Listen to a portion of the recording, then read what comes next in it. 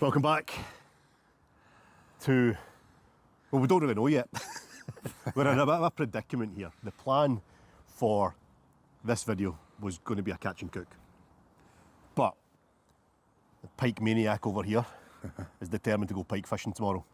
So pike fishing and catch and cook, probably not the best idea. I don't think that would go down very well. Attack the keyboard.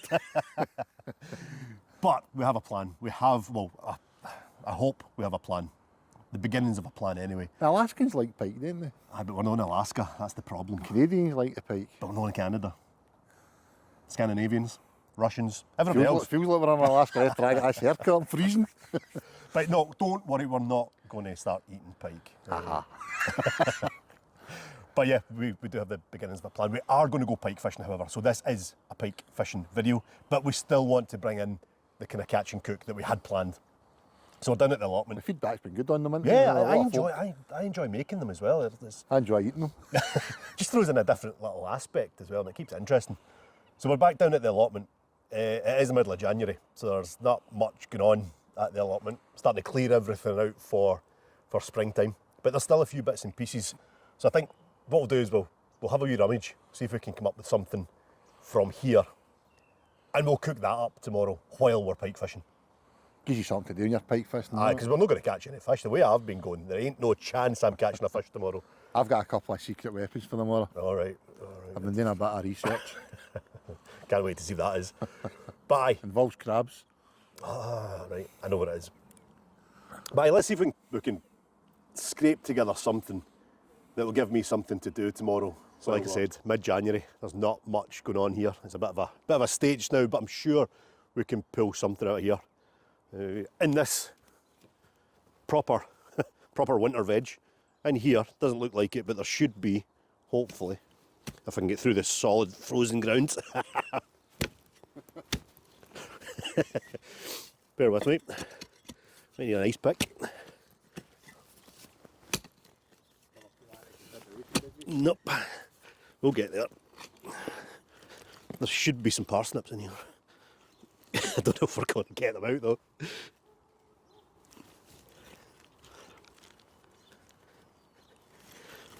Hey. Right, we'll come back to them. Swedes, surely we can get some of these. They're pretty solid as well. It has been down to -9 lately, overnight. And see, to be fair, these are just what's left of the Swedes, and they're not the greatest. But hey, middle of January, we'll take what we can get. So we've got some of those. We'll be able to do something with these. And then again, some more winter veg with kale. The kale's still looking reasonable. We're going to have a look at that. And then we'll come back to these.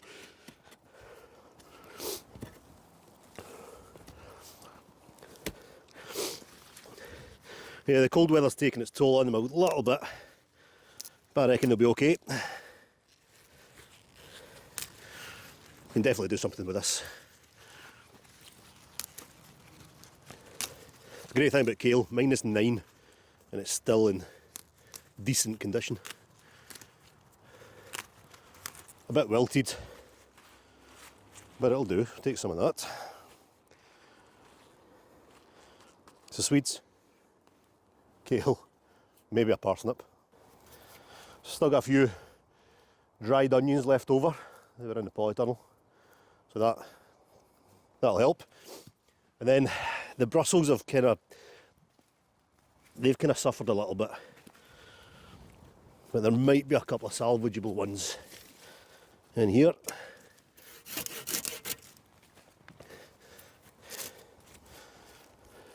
A couple of these on the top can be cleaned up, stripped off. They feel pretty firm. I reckon we can use those. So apart from the parsnips and the leeks that are entombed, never to be cut free, we've got Well, we don't have much. Let's go and have a look. Right, we might struggle here. Couple of Swedes, some kale that's just about good, some sprouts that need a bit of attention, but I reckon they'll be okay, and an onion. Don't know what we can do with that. Yeah, all that, you get the worst ones. The Brussels sprouts. I love Brussels. Don't know about these ones, they look a bit rough. The sweet ones, but if they're sweet ones, I can deal with it. The cold weather might have sweetened them up a bit. That tends to happen with winter veg. That right, eh? Aye, I never knew it. especially carrots in particular, parsnips. With it, well, we might not. I do like Brussels sprouts, but I've grown to like them as I've matured I with think age. it depends how they're cooked. A lot of people overcook them, become quite mushy. They become quite bitter. They're quite nice, shredded up and cooked really quick in stir fries and things like that. So they're all right. Depends how you cook this veg. Kale as well is one that people don't really like, but I like it. We've had it back in some of the other nice with the catching sea trout. cooks with the I like sea trout this. and whatnot. So So what are you doing with it then? I have absolutely no idea. It's a bit. There's the parsnips and who's that, eh? Well, I'm going to get the parsnips out. We've got a crowbar Nice, in there. We're going to get them. I've got a crowbar in there that's coming out, and we're going to get a couple of parsnips. But what can we cook with that? Perch? Nah. You know what? I think I've got something. Nah, I definitely have something that might save the day. Give me a second. He's been dying to get ease out. Aye. I think angling 360 might be going in another direction after you see this. These might help. Couple of birds. Surely we can sort these guys out. Lovely looking birds. Big thanks to John for donating these. However, it is something that we might be looking for Angling 360, a direction for Angling 360 to go in the future. But surely with these Right, and the veg, time out. Not everybody's going to know what these are. these, everyone knows what these are. No, they don't. Nah, Guys are my work, didn't they? oh really? These are pheasant, a lovely, lovely game bird. And tell the good peoples of Angling 360 YouTube, Yep. I only just found out recently that they're no native to Scotland They're, either. nah, they're not. They're introduced for shooting. That's why they're here. They were brought over from China. I'm sure it's China. Hundreds of years ago. For sport and for the table. There you go. But yeah, they're stunning looking birds. Most people that are out and about. And a few folk will are after the feathers for their fly tying as well, aren't they? Yeah.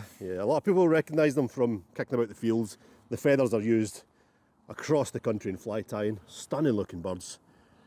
Was that a pheasant-tailed nymph? Pheasant-tail nymph is one of them. But we're going to treat them with the utmost respect, like all food should be. And we're going to prep these, and these will be lunch We're kind of tomorrow. light hitting that. They're stunning, absolutely stunning birds. Lovely. Tastes good too. I've had them before. They're lovely. So yeah, let's sort these guys out.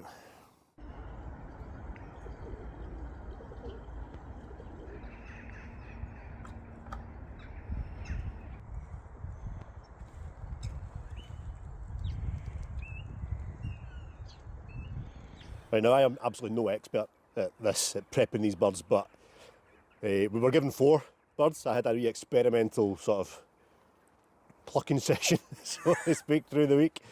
And it turned out all right. So I'm going to talk you through how I would do it. It's probably not the right way. I'm, like I said, no expert. We want to use as much of this bird as possible. So these feathers, these tail feathers, are pretty valuable for anyone that wants to tie flies or to display them. Gordon's quite partial to a pheasant feather or so. So we're going to take these out first of all, one at a time, so we don't rip the skin. And I think that's key to this process, is take your time, don't rush it, because we want to keep that skin in contact as much as possible, and it does tear quite easily. It is possible to just skin the whole bird with the feathers, but the skin is where the flavour is, and we want to keep that flavour as much as possible. Skinning would be much quicker, but hey, we've only got 2 birds in, we ain't in any hurry today. Quite a nice day actually, better than forecast. And then once we've got the tail off, I think it's probably easier to start from the neck down. Some videos, I've been doing a lot of sort of research online on YouTube. Some videos say start from the sort of back and the tail end and come up the way. But I found it easier to start at the top of the head. Work our way down the front, turn it over, work our way down the back, straight into a bin. It can get quite messy, so we want to keep it as tidy as possible. And we're keeping that skin taut as well with my thumb here. So I'm pressing down on the bird as I sort of pluck the feathers, just to keep the skin taut, keeps it in contact, you know, in one piece. We don't want to rip that skin. It will rip, it will, especially with the shot of one in. But we can be as careful as we can to limit it. Now this takes time, it's a wee bit tedious.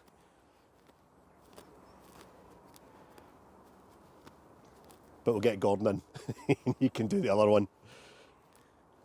A wee competition, see who gets the best end result bird. I like a bit of competition. But yeah, we'll work our way through this.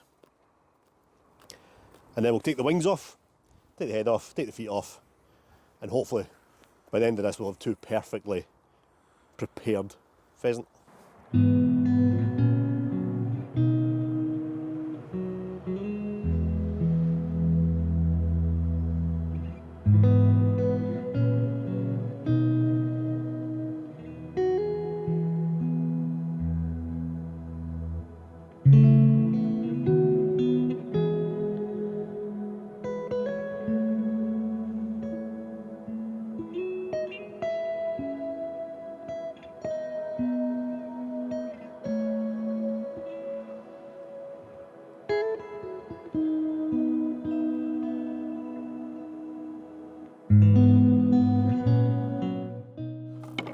There you go, got the birds halfway there, got them plucked.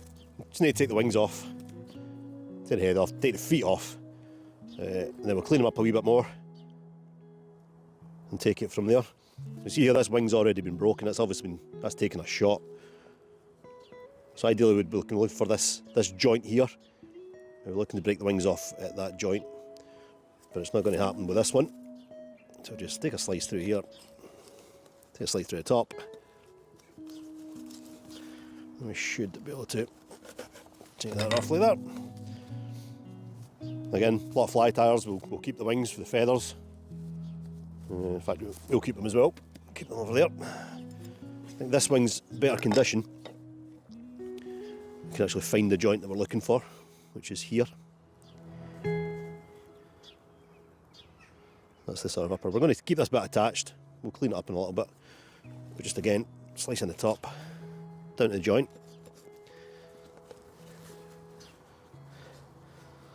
Slice in the bottom to the joint. And we should be able just to crack that off.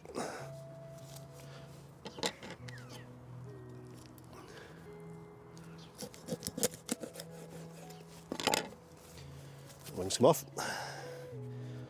We'll tidy that up later. Now I want to take the head off as close to the body as possible. So, nothing pretty about this, it's just straight through. It's off. Then the bit to be careful of, I think, is the crop. The crop is in here. This might take a wee bit of time, but I want to pull that out without damaging too much of the skin. That's a bit I call the corn. The crop, but it keeps all its corn and whatnot. You can see that, oh, it's burst. Ideally, we didn't want to burst that, but hey, well, not much we can do about it. That's what your pheasant eats. Yeah, a lot of barley in there. Yeah, we burst that one. Ideally, it all comes out in like a little bag. But it didn't quite work on this one. Surprised you're not going to fling it into a bowl of soup or something.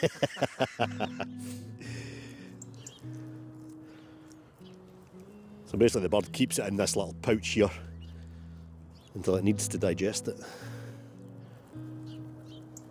We'll give that a clean up later on.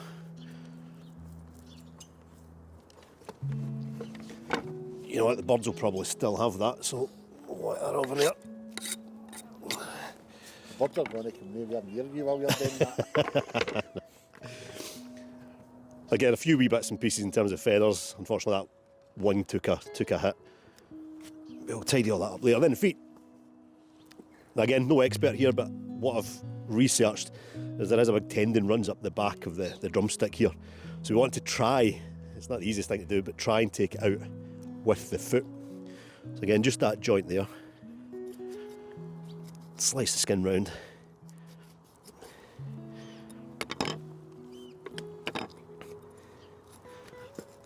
And then just snap the leg back the way. And it should hopefully come out with the tendons. So that worked all right. It's mad. We'll do the same with the other ones. Again, tidy that up, leave the little joint proud. I think in cookery terms they call it French dressed, I think. They do it with the wings as well, and it gives you like a drumstick handle almost.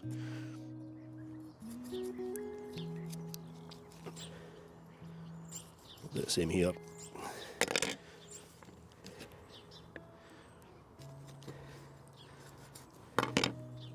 Snap it back.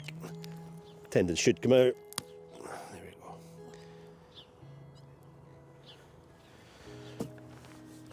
There we have almost a fully dressed pheasant. Also, we need to take the insides out. That's not a pretty part. But all we're going to do there is just slice from below the breast here, straight down, and then unfortunately it's just a case of getting your hands in and pulling it all out. I think we'll do that off camera. No one wants to see that. So there we go, we got there eventually. It's not a quick job, it does take a bit of time. Plucked them, cleaned them up, and now, yeah, we've got the finished, almost finished product. Now, if we were going to keep these as a whole bird for roasting, you would need to tidy up the rest of the feathers here, take off some of the fat and tidy up a little bit more. However, with these ones, I think we're going to break them up. We're going to break them up into legs and thighs, maybe keep it as a crown, but possibly take the breasts off and try as much as possible to keep that skin intact, which might be easier said than done. Now, when Gordon said earlier on in the intro that this might be a new direction, I think it was me, did I say it? One of us said it. A new direction to Angling 360. Don't worry, it's not going to deviate from fishing. Fishing is what Angling 360 is primarily all about. But it's nice to bring in other aspects of sort of outdoor living, food in particular. We like our food.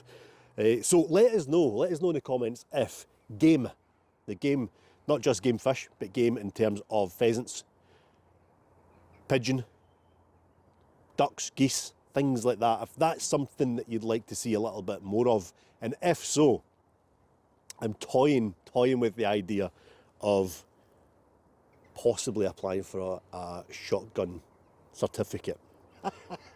Possibly. I'm thinking about it because this is something that I'd really like to give a go, and I think Gordon's quite keen on the idea as well. But it is all about fishing. Fishing is what Angling 360 is all about, and the pike is coming. So if you're interested in game, let us know. Put it in the comments. If you're not, feel free to skip this bit and go straight to the pike fishing. That is an option.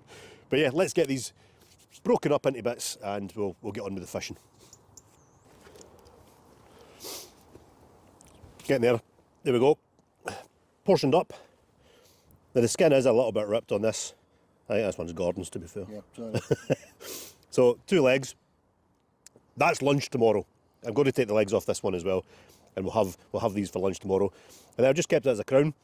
You could take the breast off them, the individual breasts, but that can be roasted. It can be covered in bacon, streaky bacon over the top, basted with fat or oil or something, butter.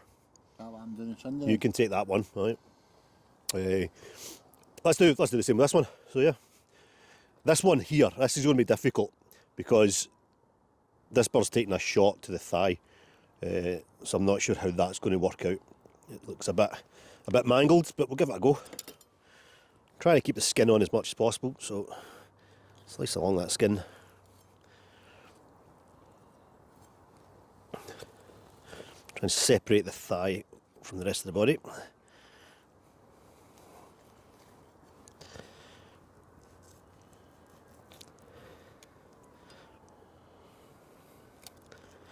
And then yeah, that's what we can see. There's the thigh bone there's taking a hit, but we'll try and keep it intact.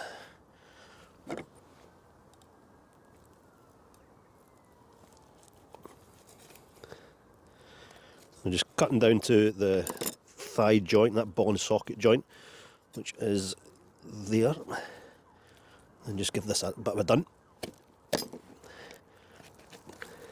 Easier said than done.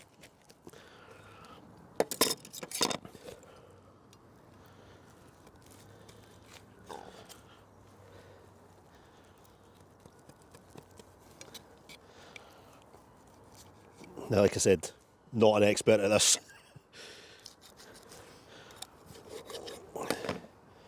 But there we go.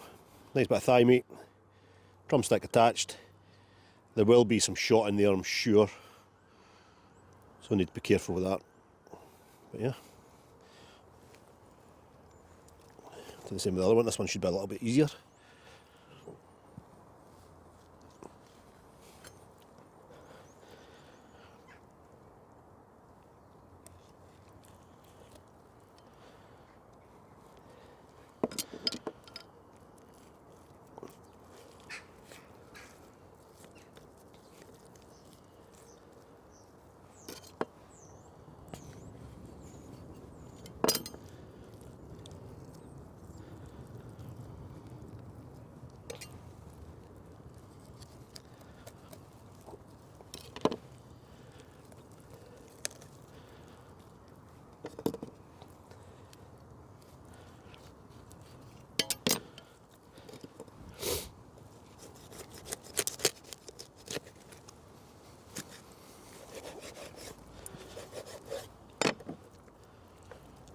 That's more like it. That's a good one.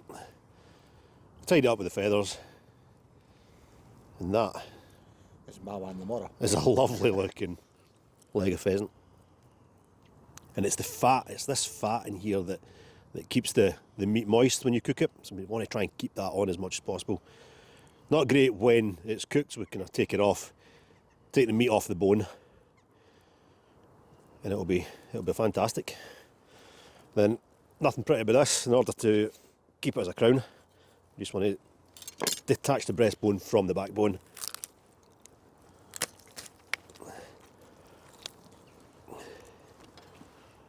Going to keep the wings attached, although the wings are a bit mangled on this. Pretty cold hands here, struggling a wee bit. It's cold. It's cold, isn't it?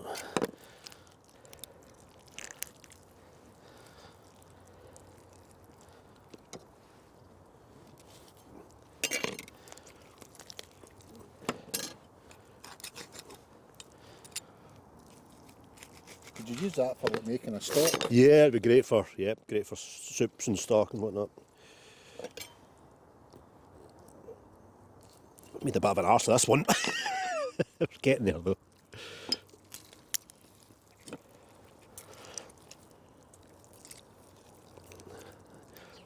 Yeah, I think this one's taken up a heavy hit with the shotgun, so it's all broken up.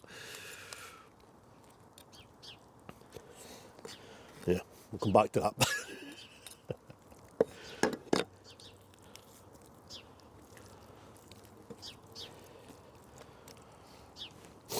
Yeah, it would be alright for stock, but it's a bit minging, so we'll leave that for the fox. So I'm just running the knife down the side of the breastbone here. Now this is the first time I've done this, so it might not work out very well. And hopefully we can just prise the breast off.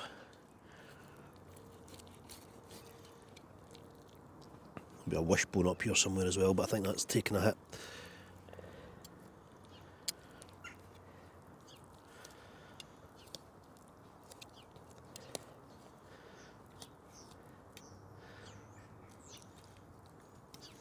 Who would you say is easier, gutting a fish and filling a fish? Gutting a fish. Gutted fish for years, I suppose, but no, this is difficult. Practice makes perfect, I suppose.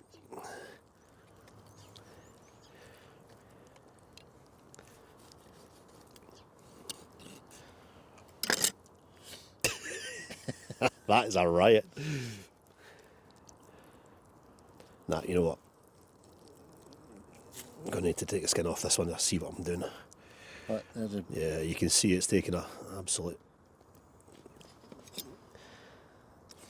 you can class that as a poor shot to the person that shot it. So I know it hit the good meat. Yeah, definitely wasn't a headshot.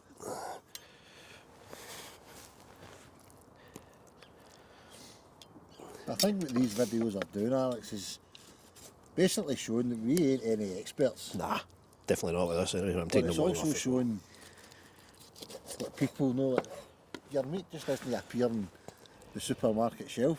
Well, this is, whether it's a wild bird or a, is it factory reared or whatever you want to call it. Well, this process has to happen. And it also shows that don't be afraid to give it a go. You might make an arse of it, but give it a go anyway. I'm just going to take the skin off. I see, I dabbled in this many years ago and tried all this before, and I have to admit that the meat is unbelievably tasty. And the patty that I made off it as well was... I'm starting to salivate here. Some good tasty meat.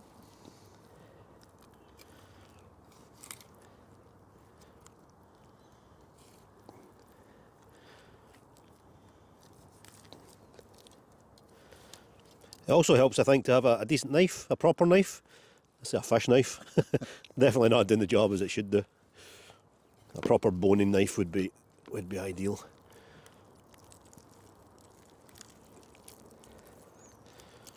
There's a sort of the mini fillet. If you ever go to KFC and get mini fillets, that's what it is there. Tasty bit of meat, so we'll keep it.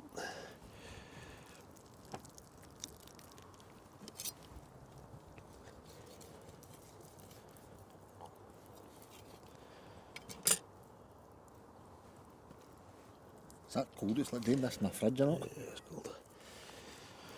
So, there we go. Not exactly expertly done, but we got there in the end. We've got 2 breasts, a crown, and 4 legs.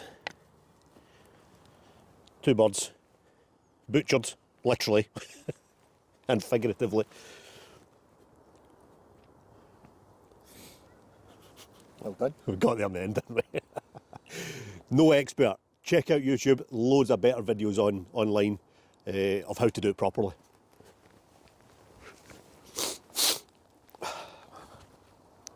Well, it was a first time effort. I thought I'd done not too bad. Not that I did much, but there we go. So the plan is whilst we're trying to catch this Leviathan, the big pike, we're going to be cooking up Alex's handiwork here. Because Alex has just ran through the recipe and tell you, it sounds good. It sounds good. But I am on the clock, so I'm going to need to boost. And we'll see you on the bank tomorrow. We've still not decided where we're going yet either. So, see you tomorrow.